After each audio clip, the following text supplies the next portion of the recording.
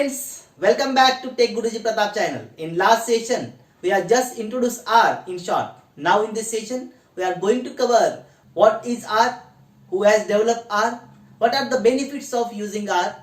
So R is a programming language which is a statistical analysis programming tool. It is developed by Ross Ihaka and Robert Gentleman in University Auckland. Now the language is developed by R development core team. Now more number of organizations are hiring people to do work on R for their data analysis. So I will take some company names just like Amazon, Flipkart, Facebook. All these are the companies who are gathering the data, processing the data and give some input. So you should learn R.